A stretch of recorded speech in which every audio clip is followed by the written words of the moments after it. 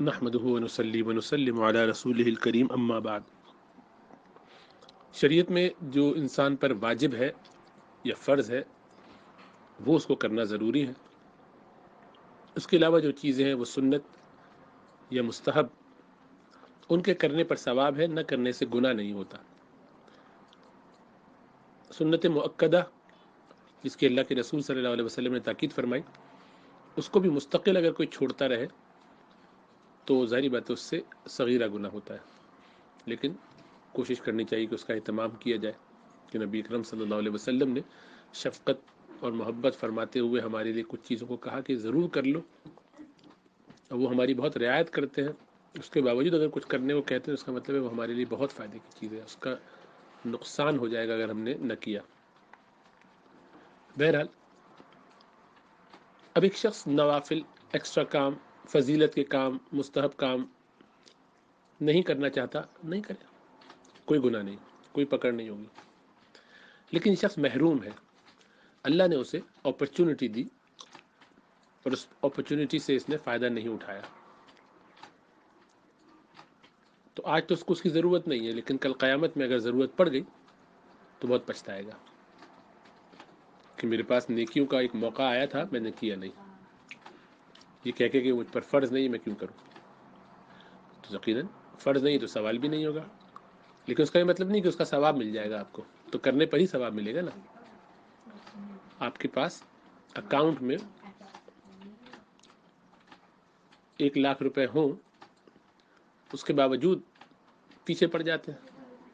بیوی ہے تو شوہر کے پیچھے پڑتی ہے، اگر وہ گھر بیٹھ جائے کہ اور کمائی، آئندہ کا کیا ہوگا؟ ہونا تو یہ چاہیے کہ اب جب 1,00,000 ہے اور یہ سارے پیسے 2-3 مہینے کے لیے راشن پانی کر دیں گے بندوبست، تو اب تو کمانا فرض نہیں ہے، کیونکہ فرض تو اتنا ہی کمانا ہے جتنا ضرورت ہو۔ تو وہاں نفل،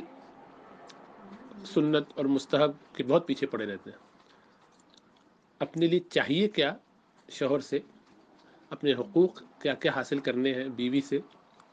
والدین سے، بونس کہاں کہاں چاہیے جاب سے، اس میں کوئی رعایت نہیں کرتے، اس میں کوئی لمٹ نہیں لگاتے۔ یہ نہیں کہتے کہ یہ تو اب ضروری نہیں، جتنا ضروری ہے اتنا آدمی 3 دن کی کمائی کر لے، 3 دن کے بعد اب دوبارہ کام پہ جائیں گے، ایڈ ہاک بیس پہ کام کرے، پیسے جب آئیں کھائے ختم کر دے، جب پھر دوبارہ کام کرے، باقی 3-3 4-4 دن، ہفتہ ہفتہ، مہینہ مہینہ کام نہ کرے۔ ایسا اگر کرے کوئی تو اس کے گھر والے اس کی جان عذاب میں کر دیں کہ بھئی آگے مستقبل کے لیے جمع کرو، بچوں کے لیے جمع کرو، کبھی اور کام آئیں گے، یہ کرو، اپنے لیے گھر بناؤ۔ تو دیکھیے ہمارا دوہرا معیار، حالانکہ دنیا میں نہ کرنے سے اس پر فرق نہیں پڑتا کہ ہمارے نصیب میں جو ہے وہ ہم کو مل کر ہی رہے گا، جو اللہ نے متعین کیا ہے ہمارے لیے اس کے راستے کھلیں گے، اللہ بنا دیں گے۔ لیکن آخرت کا معاملہ یہ ہے کہ جو ہم محنت کریں گے وہ ہمیں ملے گا، لیس للانسان الا ما سعى۔ اور پھر اللہ کے رسول صلی اللہ علیہ وسلم کی حدیث ہمیشہ پیش نظر رہنی چاہیے، ان لربکم فی ایام دہرکم نفحات۔ حدیث میں کچھ ذوف ہو تب بھی بہت فائدے کی بات ہے، اور وہ یہ کہ بے شک تمہارے رب کے لیے خاص دنوں میں بڑی میٹھی اور ٹھنڈی ہوائیں چلتی ہیں، بس جب وہ چلیں تو جس کو وہ لگ جائیں، جن تک وہ پہنچ جائیں، وہ کبھی بھی بدبخت نہیں ہوتا، گویا اس کا کام بن جاتا ہے۔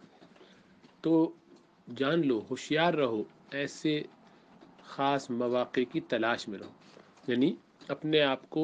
پیش کرو ایسی اپرچونیٹیز پر، جو اللہ کی طرف سے اپرچونیٹیز کی بہاریں آتی ہیں۔ ان موقعوں پر بزدل بن کے، کمزور بن کے پیچھے ہٹ جانا کہ نہیں مجھے کیا ضرورت ہے،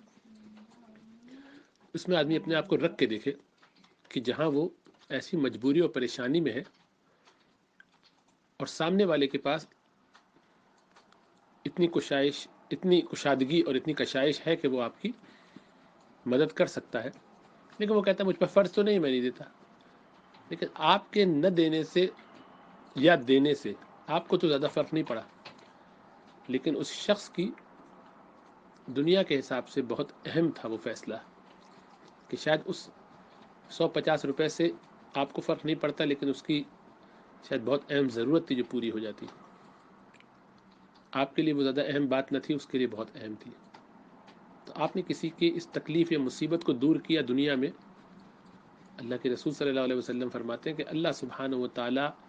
اس بندے کی آخرت میں ایک مشقت اور پریشانی کو دور فرما دیں گے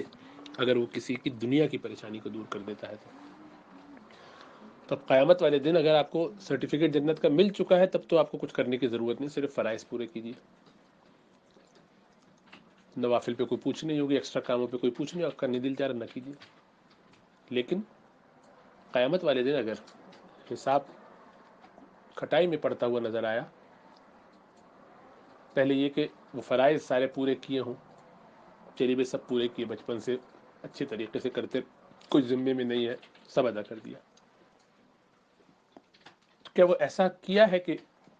قبول بھی ہونے کا امکان ہو، بہت زیادہ امکان ہو، اللہ کی رحمت سے یہ پوری امید ہو کہ ضرور قبول ہو جائیں گے، اس لیے کہ نماز میں بڑا اہتمام کیا، صحیح طریقے سے تلاوت کی تھی، رکوع سجود اچھی طریقے سے ادا کیے تھے، کوتاہیاں نہیں کی تھی، اچھے طریقے سے سارے معاملات ہوئے، کون یہ دعویٰ کر سکتا ہے؟ تو اگر نہیں ہوا، جیسا قیامت میں حدیث میں آتا ہے کہ پھر اس شخص سے کہا جائے گا اچھا فرشتوں اس کے پاس فرائض میں یہ جو کوتاہی کمزوری ہے اس کو اس کے نوافل سے اور سنتوں سے پورا کر دو، فرشتے کہ اللہ سبحانہ و تعالیٰ اس نے تو فرائض کے علاوہ کچھ کیا ہی نہیں ہے، اللہ فرمائے کہ پھر جاؤ بھائی جہنم میں، ہم کیا کریں، تم نے تو تمہیں موقع دیے تھے، ہم نے ہمارے نبی کا طریقہ تمہارے سامنے رکھا تھا، تمہیں نوافل کا اہتمام کرنے کو کہا تھا، تمہیں آؤٹ آف دا وے جا کے اپنے بہت سارے کام کرنے چاہیے تھے یہاں کی تیاری کے لیے، دنیا میں تم ایسے ہی کرتے تھے، آخرت کی تمہیں فکر نہ تھی،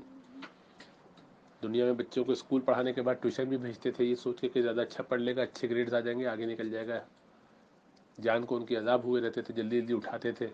نماز کے لیے اٹھائے نہ اٹھائے ٹیوشن اسکول کے لیے ضرور اٹھاتے تھے، تو دنیا میں اسکائی از دا لمٹ، اور آخرت کے مقابلے میں